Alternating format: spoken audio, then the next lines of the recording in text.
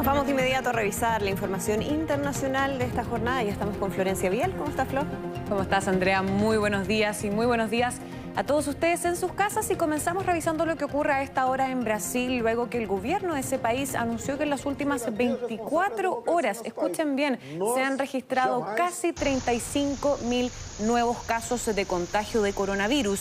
Según el ministro de Salud, se trata de un lamentable récord diario que eleva el total del país a 923.000 casos confirmados, mientras que también el gobierno anunció que el gigante sudamericano registró 1.282 muertes por el virus, lo que eleva ya el número total de fallecidos en ese país a 45.241. Todo esto, bueno, esas son las cifras oficiales entregadas por el gobierno de Jair Bolsonaro, mientras que en paralelo, recordemos que hace unos días los medios de comunicación realizaron una alianza, una especie como de consorcio de medios para entregar los datos respecto al COVID.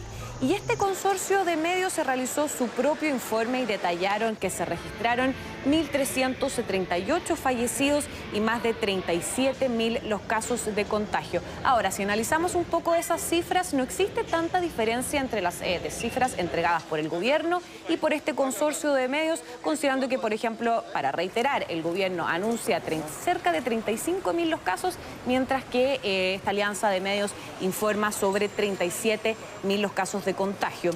El tema es que Brasil, se lo hemos contado, es el segundo país en el mundo con la mayor cantidad de decesos y también ya de transmisiones a nivel global, solo después de Estados Unidos. Y ante este poco, podríamos decir, alentador panorama, hay una estimación de una universidad de la PUC de Río de Janeiro que asegura que a finales del mes de junio la cantidad de contagios será superior al 1,3 millones, mientras que las muertes se van a superar las 60.000 personas. Y todo en este contexto, ya para ir cerrando con este temita, mencionar también que, por ejemplo, de las ciudades más grandes de Brasil, tanto Sao Paulo como Río de Janeiro, ya comienzan a flexibilizar las medidas en los últimos días. Bien, y ahora nos vamos a Francia, luego que cientos de trabajadores de la salud salieron a las calles de la ciudad de París para exigirle precisamente al gobierno de Emmanuel Macron mejores condiciones laborales. Como vemos, ahí obviamente también se registraron disturbios, volcaron autos, hubo enfrentamientos con la policía, pero inicialmente esta manifestación comenzó bastante pacífica. Llegaron los trabajadores de la salud con pancartas, con megáfonos, se reunieron en la capital justamente para poder pedir una mayor inversión en el sistema sanitario después justamente de la alta presión vivida en los hospitales post-pandemia. Sin embargo, la manifestación, como vemos en las imágenes, no terminó del todo pacífica y finalizó con algunos disturbios, con la policía, como yo les decía, lanzando gases lacrimógenos contra los participantes, y en algunos sectores incluso se registraron un grupo de encapuchados. Aseguraron las autoridades que fue un grupo de encapuchados que finalmente volcó este auto y fueron captados lanzando piedras a los uniformados. Ahora, volviendo a las peticiones de los funcionarios de la salud, cabe mencionar que en reconocimiento a su contribución justamente durante el difícil momento de la pandemia, el gobierno francés le pagó a los trabajadores de todo ese sector un bono de 1.500 euros. Sin embargo, para muchos empleados de la salud que precisamente están en esas protestas, este bono no fue suficiente, considerando que durante meses tuvieron que redoblar, los vimos en las imágenes, tuvieron que redoblar sus turnos en los hospitales para poder atender a los pacientes infectados sin, en muchas ocasiones, incluso lograr dar abasto.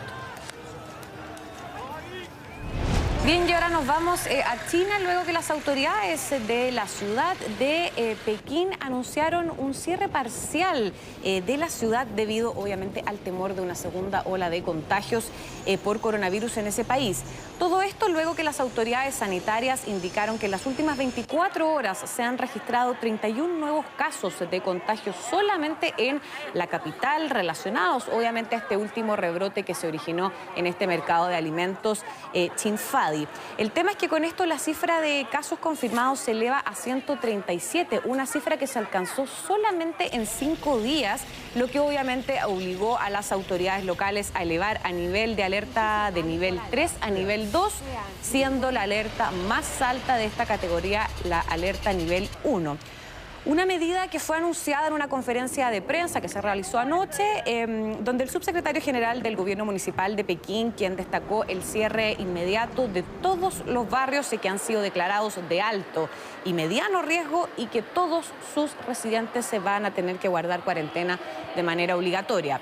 A eso se suma también que la ciudad tuvo que cancelar más de 1.200 vuelos, tanto locales como internacionales, desde 2 aeropuertos sumamente importantes y logísticos para la capital china, lo que significa que casi el 70% de los vuelos tuvieron que ser cancelados debido a este temor por una segunda ola. Sí, un temor, Florencia, que reconocían las autoridades de ese país es bastante grande por cómo ha rápidamente aumentado el número de contagiados que tú nos contabas, y creen que incluso si es que no logran controlarlo ahora podría llegar a ser peor que lo ocurrido en Wuhan.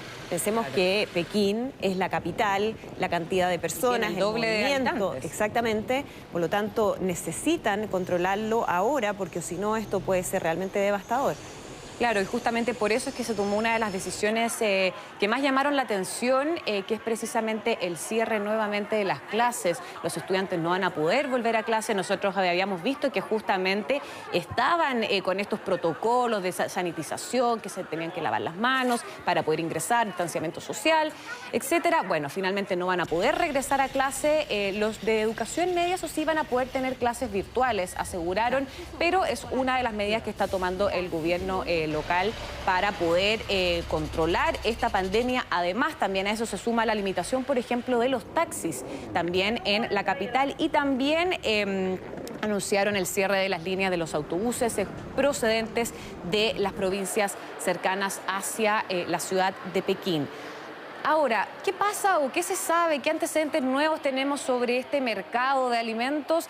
Bueno, según medios estatales, el origen del rebrote se debe a que se habrían hallado restos de este virus del COVID-19 en tablas usadas justamente para cortar salmón en este mercado, que es uno de los mercados más grandes de Asia de comida, y que por eso el gobierno finalmente decidió paralizar la importación de ese pescado, del salmón, de sus proveedores europeos. Y pese a que según expertos, varios expertos al darse cuenta de esta noticia, muchos expertos dijeron que es poco probable finalmente que el pescado pueda acarrear consigo la enfermedad. La verdad es que los grandes supermercados de la ciudad de Pekín prefieren no arriesgarse y ya retiraron el salmón incluso de todos sus locales. Bien, y ahora nos vamos a Honduras, luego que el presidente de ese país, ahí lo vemos, se confirmó que tanto él como la primera dama de Honduras se dieron positivo al examen del coronavirus.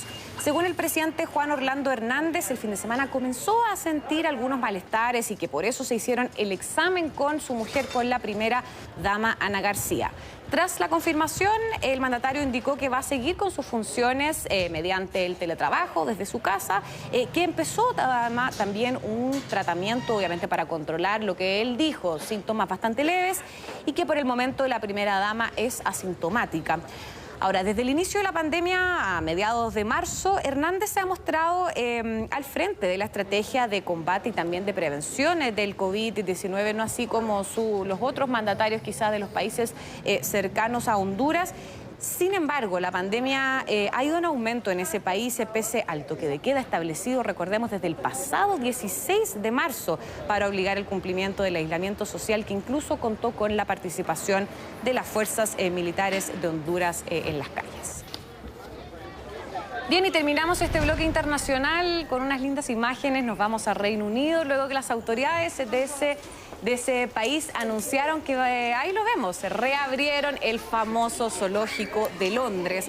Como vemos, decenas de personas llegaron hasta el recinto, obviamente bajo estrictas medidas de prevención, como por ejemplo respetando el distanciamiento entre una persona y otra, ingresando al zoológico por turnos. Instalaron incluso estos como especie como de casetas o espacios especializados para poder sanitizar y lavarse las manos cada cierto punto. Se trata de la primera visita a este recinto en más de 3 meses, un lugar sumamente tradicional en la ciudad de Londres, que de hecho antes de la pandemia solo había cerrado para las fechas de Navidad. Y según los funcionarios del zoológico, ellos obviamente quieren ser responsables, van paso a paso con esta reapertura al público y por eso es que solamente vendieron 2.000 entradas para las primeras jornadas en esta semana, mientras que normalmente ellos vendían cerca de 8.000 entradas. Así que lentamente Reino Unido va regresando un poco a su vida un poco más cotidiana. Igual da también nervio. para entretener a los niños. Sí, no, lógico, pero igual da nervio ver como tanta gente, ¿no? Uno dice... No. Claro, no sé, yo no me iría a meter ni a Disney, ni a los parques temáticos, ni a los zoológicos, ni a los museos, pero bueno, por último, para entretener de alguna manera a los niños. Florencia, muchísimas gracias por la información. Que estés muy bien, Andrea, buenos días.